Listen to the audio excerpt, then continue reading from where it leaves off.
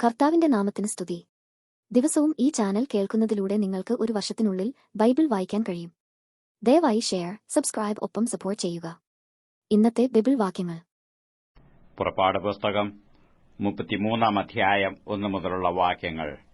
പുറപ്പാട് പുസ്തകം 33 അധ്യായം 1 മുതലുള്ള വാക്യങ്ങൾ. അനന്തരം യഹോവ മോശയോട് കൽപ്പിച്ചത് എന്തെന്നാൽ, നീയും മിസ്രയീം ദേശത്തു നിന്നു നീ കൊണ്ടുവന്ന ജനവും ഇവിടെ നിന്ന് പുറപ്പെട്ട് നിന്റെ സന്തതിക്ക് കൊടുക്കുമെന്ന് ഞാൻ അബ്രഹാമിനോടും ഇസ്ഹാക്കിനോടും യാക്കോബിനോടും സത്യം ചെയ്ത ദേശത്തേക്ക്, പാലും തേനും ഒഴുകുന്ന ദേശത്തേക്ക് തന്നെ പോകുവീൻ. ഞാനൊരു ദൂതനെ നിനക്ക് മുമ്പായി അയക്കും. കനാന്യൻ, അമോര്യൻ, ഹിത്യൻ, പെരിസ്യൻ, ഹിവ്യൻ, യെബൂസ്യൻ എന്നിവരെ ഞാൻ ഓടിച്ചു കളയും. വഴിയിൽ വെച്ച് ഞാൻ നിന്നെ നശിപ്പിക്കാതിരിക്കേണ്ടതിന് ഞാൻ നിന്റെ നടുവിൽ നടക്കയില്ല. നീ ദുശാഠ്യമുള്ള ജനമാകുന്നു. ദോഷകരമായ ഈ വചനം കേട്ടപ്പോൾ ജനം ദുഃഖിച്ചു. ആരും തന്റെ ആഭരണം ധരിച്ചതുമില്ല. നിങ്ങൾ ദുശാഠ്യമുള്ള ജനമാകുന്നു. ഞാൻ ഒരു നിമിഷനേരം നിന്റെ നടുവിൽ നടന്നാൽ നിന്നെ സംഹരിച്ചു കളയും. അതുകൊണ്ട് ഞാൻ നിന്നോട് എന്തു ചെയ്യണം എന്നു അറിയേണ്ടതിന് നീ നിന്റെ ആഭരണം നീക്കിക്കളക എന്നിങ്ങനെ ഇസ്രായേൽ മക്കളോട് പറക എന്ന് യഹോവ മോശയോട് കൽപ്പിച്ചിരുന്നു. അങ്ങനെ ഹോരേബ് പർവ്വതത്തിങ്കൽ തുടങ്ങി ഇസ്രായേൽ മക്കൾ ആഭരണം ധരിച്ചില്ല. മോശ കൂടാരമെടുത്ത് പാളയത്തിന് പുറത്ത് പാളയത്തിൽ നിന്ന് ദൂരത്ത് അടിച്ചു. അതിന് സമാഗമന കൂടാരം എന്ന് പേരിട്ടു. യഹോവയെ അന്വേഷിക്കുന്നവരെല്ലാം പുറപ്പെട്ട് പാളയത്തിന് പുറത്തുള്ള സമാഗമന കൂടാരത്തിലേക്ക് ചെന്നു. മോശ കൂടാരത്തിലേക്ക് പോകുമ്പോൾ ജനമൊക്കെയും എഴുന്നേറ്റ് ഓരോരുത്തൻ താന്റെ കൂടാരവാതിൽക്കൽ നിന്നു. മോശെ കൂടാരത്തിനകത്ത് കടക്കുവോളം അവനെ നോക്കിക്കൊണ്ടിരുന്നു. മോശെ കൂടാരത്തിൽ കടക്കുമ്പോൾ മേഘസ്തംഭം ഇറങ്ങി കൂടാരവാതിൽക്കൽ നിൽക്കുകയും യഹോവ മോശയോട് സംസാരിക്കുകയും ചെയ്തു. ജനമെല്ലാം കൂടാരവാതിൽക്കൽ മേഘസ്തംഭം നിൽക്കുന്നത് കണ്ടു. ജനമെല്ലാം എഴുന്നേറ്റ് ഓരോരുത്തൻ താന്റെ കൂടാരവാതിൽക്കൽ വെച്ച് നമസ്കരിച്ചു. ഒരുത്തൻ തന്റെ സ്നേഹിതനോട് സംസാരിക്കുന്നത് പോലെ യഹോവ മോശയോട് അഭിമുഖമായി സംസാരിച്ചു. പിന്നെ അവൻ പാളയത്തിലേക്ക് മടങ്ങിവന്നു. അവന്റെ ശുശ്രൂഷക്കാരനായ നൂന്റെ പുത്രനായ യോശുവ എന്ന ബാല്യക്കാരനോ കൂടാരത്തെ വിട്ടുപിരിയാതിരുന്നു. മോശെ യഹോവയോട് പറഞ്ഞത് എന്തെന്നാൽ, ഈ ജനത്തെ കൂട്ടിക്കൊണ്ടു പോക എന്ന് നീ എന്നോട് കൽപ്പിച്ചുവല്ലോ. എങ്കിലും ആരെ എന്നോടുകൂടെ അയക്കുമെന്ന് അറിയിച്ചു തന്നില്ല. എന്നാൽ ഞാൻ നിന്നെ അടുത്ത് അറിഞ്ഞിരിക്കുന്നു, എനിക്ക് നിന്നോട് കൃപ തോന്നിയിരിക്കുന്നു എന്ന് നീ അരുളി ചെയ്തിട്ടുണ്ടല്ലോ. ആകയാൽ എന്നോട് കൃപയുണ്ടെങ്കിൽ നിന്റെ വഴി എന്നെ അറിയിക്കണമേ. നിനക്ക് എന്നോട് കൃപയുണ്ടാകുവാൻ തക്കവണ്ണം ഞാൻ നിന്നെ അറിയുമാറാകട്ടെ. ഈ ജാതി നിന്റെ ജനമെന്നു ഓർക്കണമേ. അതിനു അവൻ എന്റെ സാന്നിധ്യം നിന്നോടുകൂടെ പോരും, ഞാൻ നിനക്ക് സ്വസ്ഥത നൽകും എന്ന് അരുളി ചെയ്തു. അവനോട്, തിരുസാന്നിധ്യം എന്നോടുകൂടെ പോരുന്നില്ല എങ്കിൽ ഞങ്ങളെ ഇവിടെ നിന്ന് പുറപ്പെടുവിക്കരുതേ. എന്നോടും നിന്റെ ജനത്തോടും കൃപ ഉണ്ടെന്നുള്ളത് ഏതിനാൽ അറിയും? നീ ഞങ്ങളോടുകൂടെ പോരുന്നതിനാലല്ലയോ? അങ്ങനെ ഞാനും നിന്റെ ജനവും ഭൂതലത്തിലുള്ള സകല ജാതികളിലും വെച്ച് വിശേഷതയുള്ളവരായിരിക്കും എന്ന് പറഞ്ഞു. യഹോവ മോശയോട്, നീ പറഞ്ഞ വാക്കുപോലെ ഞാൻ ചെയ്യും. എനിക്ക് നിന്നോട് കൃപ തോന്നിയിരിക്കുന്നു, ഞാൻ നിന്നെ അടുത്ത് അറിഞ്ഞുവിരിക്കുന്നു എന്ന് അരുളി ചെയ്തു. അപ്പോൾ അവൻ എന്റെ തേജസ് എനിക്ക് കാണിച്ചു തരണമേ എന്ന് അപേക്ഷിച്ചു. അതിനു അവൻ, ഞാൻ എന്റെ മഹിമയൊക്കെയും നിന്റെ മുമ്പാകെ കടക്കുമാറാക്കി യഹോവയുടെ നാമത്തെ നിന്റെ മുമ്പാകെ ഘോഷിക്കും. കൃപ ചെയ്യുവാൻ എനിക്ക് മനസ്സുള്ളവനോട് ഞാൻ കൃപ ചെയ്യും, കരുണ കാണിപ്പാൻ എനിക്ക് മനസ്സുള്ളവന് ഞാൻ കരുണ കാണിക്കുമെന്ന് അരുളി ചെയ്തു. നിനക്ക് എന്റെ മുഖം കാണുവാൻ കഴിയുകയില്ല, ഒരു മനുഷ്യനും എന്നെ കണ്ടു ജീവനോടെ ഇരിക്കുകയുമില്ല എന്നു അവൻ കൽപ്പിച്ചു. ഇതാ എന്റെ അടുക്കൽ ഒരു സ്ഥലമുണ്ട്, അവിടെ ആ പാറമേൽ നീ നിൽക്കണം. എന്റെ തേജസ് കടന്നുപോകുമ്പോൾ ഞാൻ നിന്നെ പാറയുടെ ഒരു പിളർപ്പിലാക്കി ഞാൻ കടന്നുപോകുവോളം എന്റെ കൈകൊണ്ട് നിന്നെ മറയ്ക്കും. പിന്നെ എന്റെ കൈ നീക്കും, നീ എന്റെ പിൻഭാഗം കാണും, എന്റെ മുഖമോ കാണാവതല്ല എന്ന് യഹോവ അരുളി ചെയ്തു. പുറപ്പാട് പുസ്തകം 34 അധ്യായം 1 മുതലുള്ള വാക്യങ്ങൾ. പുറപ്പാട് പുസ്തകം 34 അധ്യായം 1 മുതലുള്ള വാക്യങ്ങൾ. യഹോവ പിന്നെയും മോശയോട് കൽപ്പിച്ചത് എന്തെന്നാൽ, മുമ്പലത്തേവ പോലെ 2 കൽപ്പലക ചെത്തിക്കൊള്ളുക. എന്നാൽ നീ പൊട്ടിച്ചു കളഞ്ഞ മുമ്പലത്തെ പലകയിൽ ഉണ്ടായിരുന്ന വചനങ്ങളെ ഞാൻ ആ പലകയിൽ എഴുതും. നീ രാവിലെ ഒരുങ്ങി രാവിലെ തന്നെ സീനായി പർവ്വതത്തിൽ കയറി പർവ്വതത്തിന്റെ മുകളിൽ എന്റെ സന്നിധിയിൽ വരേണം. നിന്നോടുകൂടെ ആരും കയറരുത്, പർവ്വതത്തിലെങ്ങും ആരെയും കാണരുത്. പർവ്വതത്തിൻ അരികെ ആടുകളോ കന്നുകാലികളോ മേയുകയും അരുത്. അങ്ങനെ മോശെ മുമ്പലത്തേവ പോലെ 2 കൽപ്പലക ചെത്തി അതികാലത്ത് എഴുന്നേറ്റ് യഹോവ തന്നോട് കൽപ്പിച്ചതുപോലെ സീനായി പർവ്വതത്തിൽ കയറി കൽപ്പലക 2 കൈയിലെടുത്തുകൊണ്ടുപോയി. അപ്പോൾ യഹോവ മേഘത്തിൽ ഇറങ്ങി അവിടെ അവന്റെ അടുക്കൽ നിന്ന് യഹോവയുടെ നാമത്തെ ഘോഷിച്ചു. യഹോവ അവന്റെ മുമ്പാകെ കടന്നു ഘോഷിച്ചത് എന്തെന്നാൽ, യഹോവയായ ദൈവം കരുണയും കൃപയും ഉള്ളവൻ, ദീർഘക്ഷമയും മഹാദയയും വിശ്വസ്തതയുമുള്ളവൻ, 1000 ദയ പാലിക്കുന്നവൻ, അകൃത്യവും അതിക്രമവും പാപവും ക്ഷമിക്കുന്നവൻ, കുറ്റമുള്ളവനെ വെറുതെ വിടാതെ പിതാക്കന്മാരുടെ അകൃത്യം മക്കളുടെ മേലും മക്കളുടെ മക്കളുടെ മേലും 3-ാമത്തെയും 4-ാമത്തെയും തലമുറയോളം സന്ദർശിക്കുന്നവൻ. എന്നാലേ മോശെ ബന്ധപ്പെട്ട് സാഷ്ടാംഗം വീണ് നമസ്കരിച്ചു. കർത്താവേ, നിനക്ക് എന്നോട് കൃപയുണ്ടെങ്കിൽ കർത്താവ് ഞങ്ങളുടെ മധ്യേ നടക്കണമേ.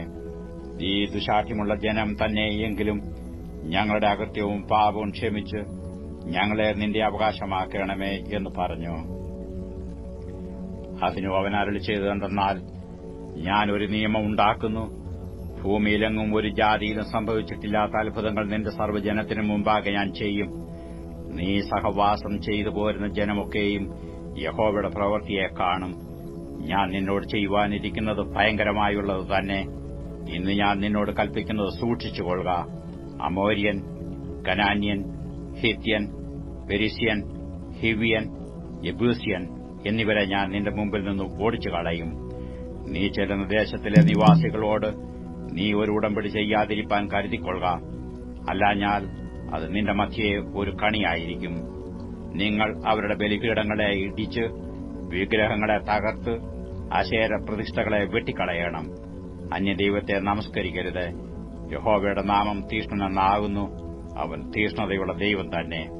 ആ ദേശത്തിലെ നിവാസികളോട് ഉടമ്പടി ചെയ്യുകയും അവരുടെ ദേവന്മാരോട് അവർ പരസംഗം ചെയ്തവരുടെ ദേവന്മാർക്ക് ബലി കഴിക്കുമ്പോൾ നിന്നെ വിളിക്കുകയും നീ ചെന്ന് അവരുടെ ബലികൾ തിന്നുകയും അവരുടെ പുത്രിമാരിൽ നിന്ന് നിന്റെ പുത്രന്മാർക്ക് ഭാര്യമാരെ എടുക്കുകയും അവരുടെ പുത്രിമാർ തങ്ങളുടെ ദേവന്മാരോട് പരസംഗം ചെയ്യുമ്പോൾ നിന്റെ പുത്രന്മാരെ കൊണ്ട് അവരുടെ ദേവന്മാരോട് പരസംഗം ചെയ്യിക്കുകയും ചെയ്യുവാൻ ഇടവരരുത്. ദേവന്മാരെ വാർത്തുണ്ടാക്കരുത്. പുളിപ്പില്ലാത്ത അപ്പത്തിന്റെ ഉത്സവം നീ ആചരിക്കണം. ഞാൻ നിന്നോട് കൽപ്പിച്ചതുപോലെ അബീബ് മാസത്തിൽ നിശ്ചയിച്ച സമയത്ത് 7 ദിവസം പുളിപ്പില്ലാത്ത അപ്പം തിന്നണം. അബീബ് മാസത്തിലല്ലോ നീ മിസ്രയിൽ നിന്ന് പുറപ്പെട്ടു പോന്നത്. ആദ്യം ജനിക്കുന്നതൊക്കെയും നിന്റെ ആടുകളുടെയും കന്നുകാലികളുടെയും കൂട്ടത്തിൽ കടിഞ്ഞൂലായ ആണൊക്കെയും എനിക്കുള്ളതാകുന്നു. എന്നാൽ കഴുതയുടെ കടിഞ്ഞൂലിനെ ആട്ടിൻകുട്ടിയെക്കൊണ്ട് വീണ്ടുകൊള്ളണം. വീണ്ടുകൊള്ളുന്നില്ലെങ്കിൽ അതിന്റെ കഴുത്ത് ഒടിച്ചു കളയണം. നിന്റെ പുത്രന്മാരിൽ ആദിജാതനെയൊക്കെയും വീണ്ടുകൊള്ളണം. വെറും കൈയോടെ നിങ്ങൾ എന്റെ മുമ്പാകെ വരരുത്. 6 ദിവസം വേല ചെയ്യണം. 7 ദിവസം സ്വസ്ഥമായിരിക്കണം. വിതകാലമോ കൊയ്ത്തുകാലമോ ആയാലും സ്വസ്ഥമായിരിക്കണം. കോതമ്പ് കൊയ്ത്തിലെ ആദ്യോത്സവമായ വാരോത്സവവും ആണ്ടറുതിയിൽ കായ്കനിപ്പെരുന്നാളും നീ ആചരിക്കണം. സംവത്സരത്തിൽ 3 പ്രാവശ്യം പുരുഷന്മാരൊക്കെയും ഇസ്രായേലിന്റെ ദൈവമായി യഹോവയായ കർത്താവിന്റെ മുമ്പാകെ വരണം. ഞാൻ ജാതികളെ നിന്റെ മുമ്പിൽ നിന്ന് ഓടിച്ചു കളഞ്ഞ് നിന്റെ അതിർത്തികളെ വിശാലമാക്കും. നീ സംവത്സരത്തിൽ 3 പ്രാവശ്യം നിന്റെ ദൈവമായ യഹോവയുടെ മുമ്പാകെ ചെല്ലുവാൻ കയറിപ്പോയിരിക്കുമ്പോൾ ഒരു മനുഷ്യനും നിന്റെ ദേശം മോഹിക്കയില്ല. എന്റെ യാഗരക്തം പുളിപ്പുള്ള അപ്പത്തോടുകൂടെ അർപ്പിക്കരുത്. പെസഹ പെരുന്നാളിലെ യാഗം പ്രഭാതകാലം വരെ വെച്ചേക്കരുത്. നിന്റെ നിലത്തിലെ ആദ്യ വിളവിന്റെ ആദ്യഫലം നിന്റെ ദൈവമായ യഹോവയുടെ ആലയത്തിൽ കൊണ്ടുവരേണം. കോലാട്ടിൻകുട്ടിയെ അതിന് തള്ളയുടെ പാലിൽ പാകം ചെയ്യരുത്. യഹോവ പിന്നെയും മോശയോട്, ഈ വചനങ്ങളെ എഴുതിക്കൊള്ളുക.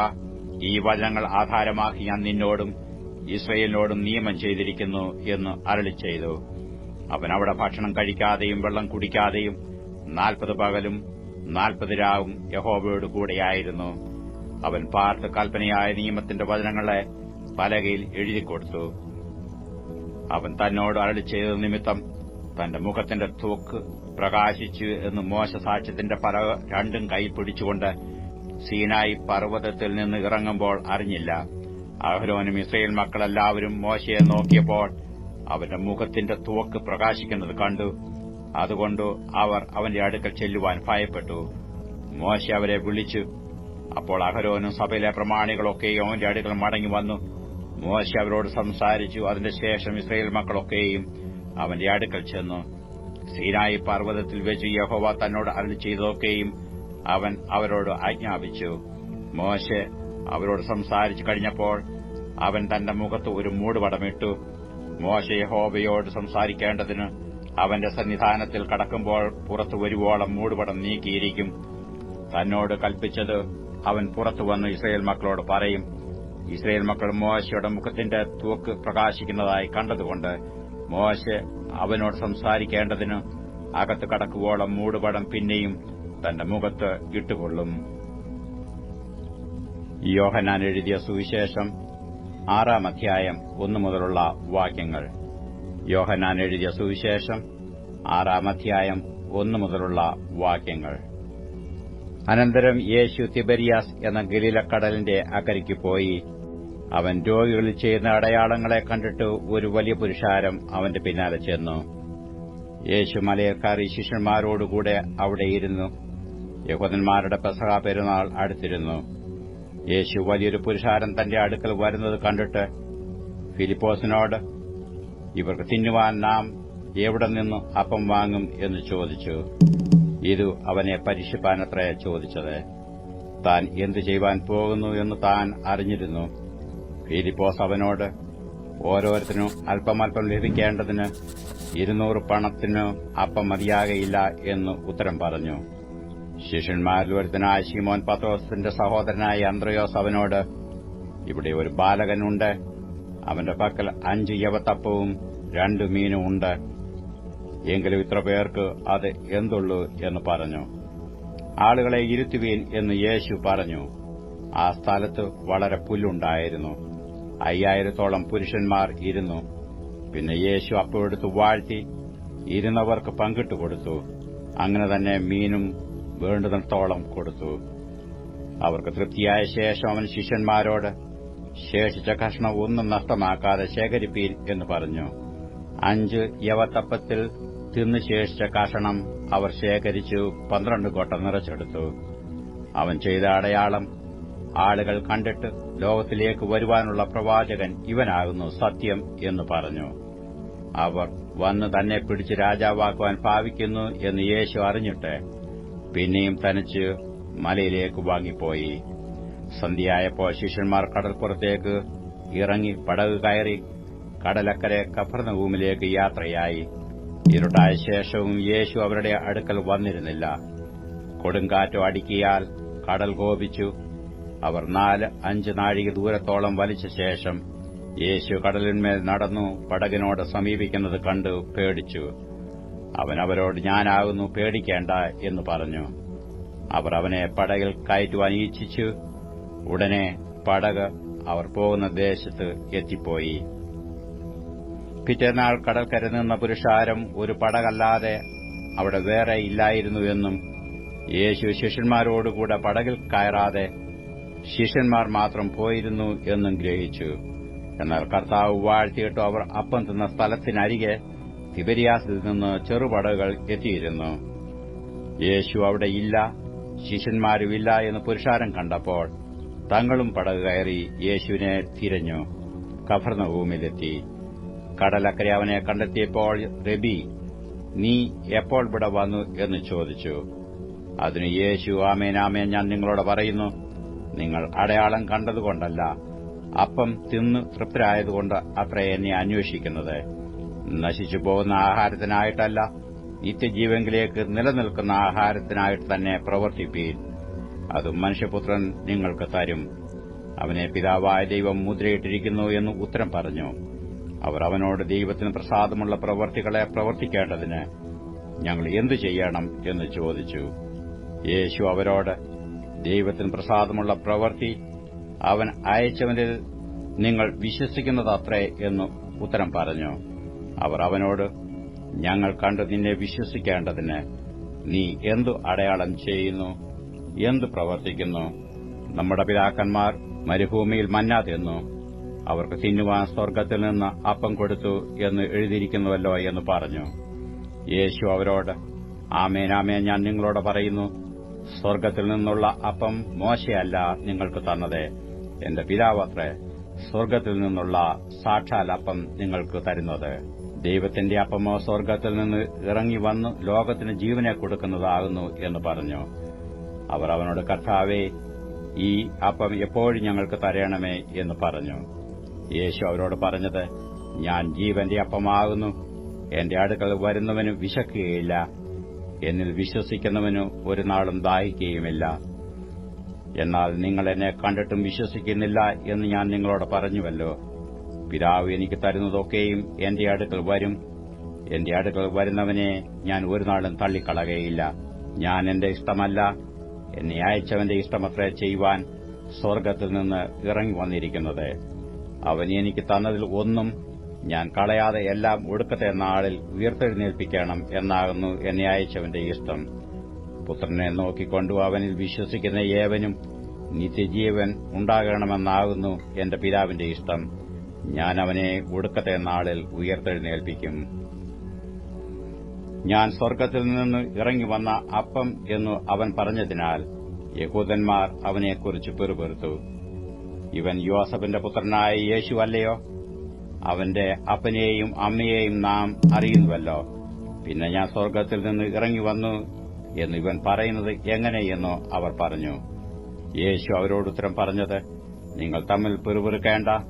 എന്നെ അയച്ച പിതാവ് ആകർഷിച്ചിട്ടല്ലാതെ ആർക്കും എന്റെ അടുക്കൽ വരുവാൻ കഴിയുകയില്ല. ഞാൻ ഒടുക്കത്തെ നാളിൽ അവനെ ഉയർത്തെഴുന്നേൽപ്പിക്കും. എല്ലാവരും ദൈവത്താൽ ഉപദേശിക്കപ്പെട്ടവർ ആകും എന്ന് പ്രവാചകപുസ്തകങ്ങളിൽ എഴുതിയിരിക്കുന്നു. പിതാവിനോട് കേട്ട് പഠിച്ചവൻ എല്ലാം എന്റെ അടുക്കൽ വരും. പിതാവിനെ ആരെങ്കിലും കണ്ടിട്ടുണ്ട് എന്നല്ല, ദൈവത്തിന്റെ അടുക്കൽ നിന്ന് വന്നവൻ മാത്രമേ പിതാവിനെ കണ്ടിട്ടുള്ളൂ. ആമേൻ, ആമേൻ, ഞാൻ നിങ്ങളോട് പറയുന്നു, വിശ്വസിക്കുന്നവന് നിത്യജീവനുണ്ട്. ഞാൻ ജീവന്റെ അപ്പമാകുന്നു. നിങ്ങളുടെ പിതാക്കന്മാർ മരുഭൂമിയിൽ മന്ന തിന്നിട്ടും മരിച്ചുവല്ലോ. ഇതോ തിന്നുന്നവൻ മരിക്കാതിരിക്കേണ്ടതിന് സ്വർഗ്ഗത്തിൽ നിന്ന് ഇറങ്ങുന്ന അപ്പമാകുന്നു. സ്വർഗ്ഗത്തിൽ നിന്ന് ഇറങ്ങിയ ജീവനുള്ള അപ്പം ഞാനാകുന്നു. ഈ അപ്പം തിന്നുന്നവൻ എല്ലാം എന്നേക്കും ജീവിക്കും. ഞാൻ കൊടുപ്പാനിരിക്കുന്ന അപ്പമോ ലോകത്തിന്റെ ജീവനു വേണ്ടി ഞാൻ കൊടുക്കുന്ന എന്റെ മാംസമാകുന്നു. ആകയാൽ യഹൂദന്മാർ നമുക്ക് തന്റെ മാംസം തിന്നേണ്ടതിന് തരുവാൻ ഇവന് എങ്ങനെ കഴിയും എന്ന് പറഞ്ഞ് തമ്മിൽ വാദിച്ചു. യേശു അവരോട് പറഞ്ഞത്, ആമേൻ, ആമേൻ, ഞാൻ നിങ്ങളോട് പറയുന്നു, നിങ്ങൾ മനുഷ്യപുത്രന്റെ മാംസം തിന്നാതെയും അവന്റെ രക്തം കുടിക്കാതെയും ഇരുന്നാൽ നിങ്ങൾക്ക് ഉള്ളിൽ ജീവനില്ല. എന്റെ മാംസം തിന്നുകയും എന്റെ രക്തം കുടിക്കുകയും ചെയ്യുന്നവന് നിത്യജീവനുണ്ട്. ഞാൻ ഒടുക്കത്തെ നാളിൽ അവനെ ഉയർത്തെഴുന്നേൽപ്പിക്കും. എന്റെ മാംസം സാക്ഷാൽ ഭക്ഷണവും എന്റെ രക്തം സാക്ഷാൽ പാനീയവുമാകുന്നു. എന്റെ മാംസം തിന്നുകയും എന്റെ രക്തം കുടിക്കുകയും ചെയ്യുന്നവൻ എന്നിലും ഞാൻ അവനിലും വസിക്കുന്നു. ജീവനുള്ള പിതാവ് എന്നെ അയച്ചിട്ട് ഞാൻ പിതാവിൻ മൂലം ജീവിക്കുന്നതുപോലെ എന്നെ തിന്നുന്നവൻ എൻ മൂലം ജീവിക്കും. സ്വർഗ്ഗത്തിൽ നിന്നിറങ്ങി വന്ന അപ്പം ഇതാകുന്നു. പിതാക്കന്മാർ തിന്നുകയും മരിക്കുകയും ചെയ്തതുപോലെയല്ല, ഈ അപ്പം തിന്നുന്നവൻ എന്നേക്കും ജീവിക്കും. അവൻ കഫർന്നഹൂമിൽ ഉപദേശിക്കുമ്പോൾ പള്ളിയിൽ വെച്ച് ഇത് പറഞ്ഞു. അവന്റെ ശിഷ്യന്മാർ പലരും അത് കേട്ടിട്ട്, ഇത് കഠിനവാക്ക്, ഇത് ആർക്ക് കേൾപ്പാൻ കഴിയും എന്ന് പറഞ്ഞു. ശിഷ്യന്മാർ അതിനെ ചൊല്ലി പിറുപിറുക്കുന്നത് യേശു തന്നിൽ തന്നെ അറിഞ്ഞു അവരോട്, ഇത് നിങ്ങൾക്ക് ഇടർച്ചയാകുന്നുവോ? മനുഷ്യപുത്രൻ മുമ്പേ ഇരുന്നിടത്തേക്ക് കയറിപ്പോകുന്നത് നിങ്ങൾ കണ്ടാലോ? ജീവിപ്പിക്കുന്നത് ആത്മാവാകുന്നു, മാംസം ഒന്നിനും ഉപകരിക്കുന്നില്ല. ഞാൻ നിങ്ങളോട് സംസാരിച്ച വചനങ്ങൾ ആത്മാവും ജീവനുമാകുന്നു. എങ്കിലും വിശ്വസിക്കാത്തവർ നിങ്ങളുടെ ഇടയിൽ ഉണ്ട് എന്ന് പറഞ്ഞു. വിശ്വസിക്കാത്തവർ ഇന്നവർ എന്നും തന്നെ കാണിച്ചു കൊടുക്കുന്നവൻ ഇന്നവനെന്നും യേശു ആദ്യം മുതൽ അറിഞ്ഞിരുന്നു. ഇത് ഹേതുവായിട്ടത്രേ ഞാൻ നിങ്ങളോട് പിതാവ് കൃപ നൽകിയിട്ടല്ലാതെ ആർക്കും എന്റെ അടുക്കൽ വരുവാൻ കഴിയുകയില്ല എന്ന് പറഞ്ഞത് എന്നു അവൻ പറഞ്ഞു. അന്നു മുതൽ അവന്റെ ശിഷ്യന്മാരിൽ പലരും പിൻവാങ്ങിപ്പോയി, പിന്നെ അവനോടുകൂടെ സഞ്ചരിച്ചില്ല. ആകയാൽ യേശു പന്തിരുവരോട്, നിങ്ങൾക്കും പൊയ്ക്കൊള്ളുവാൻ മനസ്സുണ്ടോ എന്ന് ചോദിച്ചു. ശീമോൻ പത്രോസ് അവനോട്, കർത്താവേ, ഞങ്ങൾ ആരുടെ അടുക്കൽ പോകും? നിത്യജീവന്റെ വചനങ്ങൾ നിന്റെ പക്കൽ ഉണ്ട്. നീ ദൈവത്തിന്റെ പരിശുദ്ധനെന്ന് ഞങ്ങൾ വിശ്വസിച്ചും അറിഞ്ഞുമിരിക്കുന്നു എന്ന് ഉത്തരം പറഞ്ഞു. യേശു അവരോട്, നിങ്ങളെ 12 പേരെ ഞാൻ തിരഞ്ഞെടുത്തില്ലയോ? എങ്കിലും നിങ്ങൾ ഒരുത്തൻ ഒരു പിശാചാകുന്നു എന്ന് ഉത്തരം പറഞ്ഞു. ഇതു അവൻ ശിമോൻ ഇസ്കരിയോത്താവിന്റെ മകനായ യൂദയെക്കുറിച്ച് പറഞ്ഞു. ഇവൻ 12 ഒരുത്തനെങ്കിലും അവനെ കാണിച്ചു കൊടുപ്പാനുള്ളവൻ ആയിരുന്നു. 42 സങ്കീർത്തനം 1 മുതലുള്ള വാക്യങ്ങൾ. 42 സങ്കീർത്തനം 1 മുതലുള്ള വാക്യങ്ങൾ.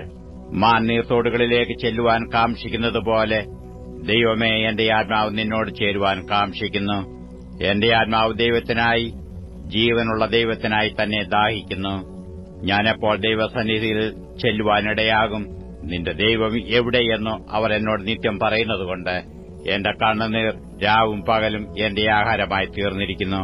ഉത്സവം ആചരിക്കുന്ന പുരുഷാരത്തിന്റെ സന്തോഷവും സ്തോത്രവുമായ സ്വരത്തോടുകൂടെ സമൂഹമധ്യേ ഞാൻ ദൈവാലയത്തിലേക്ക് ചെന്നത് ഓർത്തു എന്റെ ഉള്ളം എന്നിൽ പകരുന്നു. എന്റെ ആത്മാവെ, നീ വിഷാദിച്ചുള്ളിൽ ഞരങ്ങുന്നതെന്ത്? ദൈവത്തിൽ പ്രത്യാശ വെക്കുക. അവൻ എന്റെ മുഖപ്രകാശരക്ഷയും എന്റെ ദൈവവുമാകുന്നു എന്നിങ്ങനെ ഞാൻ ഇനിയും അവനെ സ്തുതിക്കും. എന്റെ ദൈവമേ, എന്റെ ആത്മാവ് എന്നിൽ വിഷാദിച്ചിരിക്കുന്നു. അതുകൊണ്ട് യോർദാൻ പ്രദേശത്തും ഹെർമോൻ പർവ്വതങ്ങളിലും മിസാർ മലയിലും വെച്ച് ഞാൻ നിന്നെ ഓർക്കുന്നു. നിന്റെ നീർച്ചാട്ടങ്ങളുടെ ഇരച്ചിലാൽ ആഴി ആഴിയെ വിളിക്കുന്നു. നിന്റെ ഓളങ്ങളും തിരമാലകളുമെല്ലാം എന്റെ മീതെ കടന്നുപോകുന്നു. യഹോവ പകൽ നേരത്ത് തന്റെ ദയ കൽപ്പിക്കും. രാത്രി സമയത്ത് ഞാൻ അവന് പാട്ട് പാടിക്കൊണ്ടിരിക്കും. എന്റെ ജീവന്റെ ദൈവത്തോടുള്ള പ്രാർത്ഥന തന്നെ. നീ എന്നെ മറന്നത് എന്ത്? ശത്രുവിന്റെ ഉപദ്രവം ഹേതുവായി ഞാൻ ദുഃഖിച്ച് നടക്കേണ്ടി വന്നതുമെന്ത് എന്ന് ഞാൻ എന്റെ പാറയായ ദൈവത്തോട് പറയും. നിന്റെ ദൈവം എവിടെയെന്ന് എന്റെ ശത്രുക്കൾ ഇടവിടാതെ എന്നോട് പറഞ്ഞുകൊണ്ട് എന്റെ ആസ്തികളെ തകർക്കും വണ്ണം എന്നെ നിന്ദിക്കുന്നു. എന്റെ ആത്മാവേ, നീ വിഷാദിച്ചുള്ളിൽ ഞരങ്ങുന്നതെന്ത്? ദൈവത്തിൽ പ്രത്യാശ വെക്കുക. അവൻ എന്റെ മുഖപ്രകാശരക്ഷയും എന്റെ ദൈവവുമാകുന്നു എന്നിങ്ങനെ ഞാൻ ഇനിയും അവനെ സ്തുതിക്കും.